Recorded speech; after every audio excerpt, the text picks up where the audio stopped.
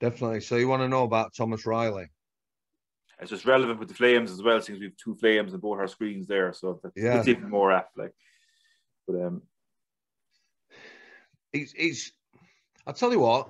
I'll look at a critiques. Someone who criticised the book, which is few and far between. But somebody on social media who has set up a blog based around my book, sort of, saying what a scumbag I am, writing about my experiences, and what they said was, when they're talking about like Thomas Riley and his self-harming and everything, that I judge how to deal with an incident on the amount of blood that's there or whatever. What people don't understand is, and I think this is really relevant, my story, if you went to prison, your prison story is about you, what happens to you, and maybe there'll be some crossover interactions with people. When I was in prison, your story, Thomas Riley's story, and lots of other prisoners' stories are part of my story. You saw people, you get to know them really well, about the family life, the background, you know how to treat them. Prisoner knowledge is everything. And Thomas Riley, he was one of those, he cut his throat at one point, yeah, without being too blunt about it. He was the sort of lad, if I'd have pressed an alarm bell, he was in a cell, I was outside, and he's cutting away at his throat. When he did that, there was no thought. He's not marked it up. He's not cutting here so he doesn't cut a vein or an artery. It's just him having a paddy with himself. No one had upset him. Frustration, and that's what he'd do. So if I'd have pressed an alarm bell and maybe gone in that cell, he might have got even more frantic and actually cut something and bled out. We had a conversation like we're having now. He's got his razor blade cutting his neck, and I'm sort of like, Thomas, can I help you anything? What's wrong? Very matter of fact, and it's not for effect, that. And he was polite. He still called me Mr. Samworth, told me to go away. I informed the nurse, like it says in the book. She asked him, Thomas, what's up? What can we do for you? He called her by her name and told her to go away. And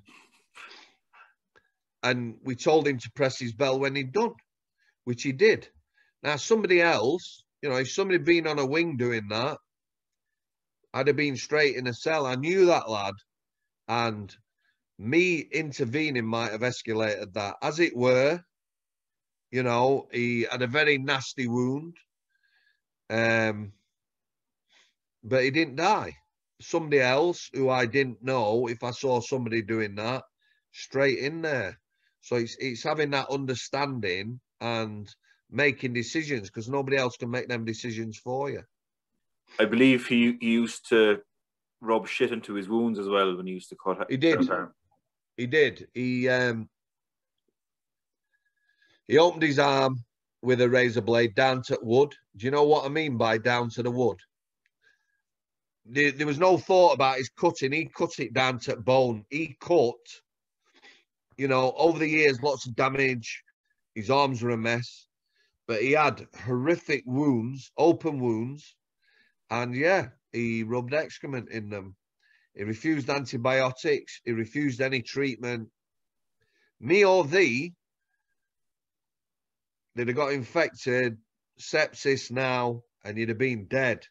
Him, 3 weeks later, he had 6 horrific scars, but they'd healed. So, and again, this lad is not gaining anything by doing that. That's him angry and frustrated with himself. He wasn't harming me or the nurse manager. It was all at himself. And he wasn't asking for anything. He wasn't saying, move me to another prison, move me out of this cell. It's just, he'd get wound up, he'd get frustrated, start cutting. And then, yeah, like you said, rubbing shit in them, which is, you know, it's not pleasant to see. However, it is what it is. You know, it might sound very matter of fact, but that's what he did. So, yeah, and I suppose just to summarize the story in the prologue with Cellfire, yeah, he was playing when he got Firestarter. Yeah. Talk about a little Irish nurse in the book. She was on shift that night with me. You would have nurse on healthcare with you as an officer. One of the staff said he'd been playing up on days, had an inkling he was going to, you know, set his cell on fire. He had history. He'd done it before. We had a hose pipe. At the end of the landing, it was all coiled up in a locked cabinet, as it were. So we used to have the lights out. So in the corridor, the lights were out. So you could see in the cell, but they couldn't see you. So we had the hose pipe laid out. Early morning. People have said this before about, you know, him having the Prodigy and Firestarter on. Some people have said, I made that up. Well, I have no need to make it up. You know, the fact is, this is who he was. He hadn't got Firestarter on because he was going to set his cell on fire. He got it on because he used to listen to the Prodigy all the time. You know, when he was cutting himself, he'd have his stereo on blasting out, you know, where you go. This night, Firestarter on. His music had been getting louder all night anyway, like I say. When I went to his cell, there he was, facing away from me, dancing to the Prodigy, lighter, setting himself on fire. I dropped the hatch. They have a hatch on healthcare, so he can pass things in and take things out. And also he can observe people at night. You know, it's very hard to see through glass whether someone's alive and moving. Got a hose pipe, like it says, shouted his name a few times, turned round, never said a word, just soaked the cell, soaked him, soaked his radio, shut the flap, never said a word. He didn't say anything. He just stood there and took it. It all sounds very comical. At the time, though, cell fires, you know, they get your heart going. I think fire itself is frightening anyway, because once it gets going, there's no stopping it. And I left it at that and walked away. We did have interactions later on in the night. I'd give him a cup of tea. Went to his cell. It was freezing. It was winter, shaking, obviously soaked through. I give him some more bedding. I gave him a cup of tea. You know, it's very much, and away you go. It is what it is with that guy. He was at the extreme. And I did say, if you put him in a penthouse, if he come to Ireland, yeah, and he's in Dublin, in the nicest hotel, in a penthouse, if somebody pisses him off, he would be cutting himself, rubbing shit in it, and setting his room on fire. In prison, in a mental hospital, in a hotel in Dublin. That is who he was. So, and he used to put sugar on himself as well and put himself on fire, isn't he? He did that once before I went on there.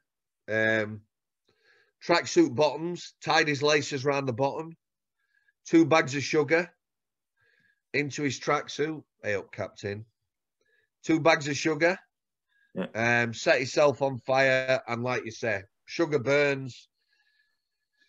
His legs. I remember seeing him once coming out of the shower. His legs were horrendous, mate. Big piece of his calf muscle burnt away.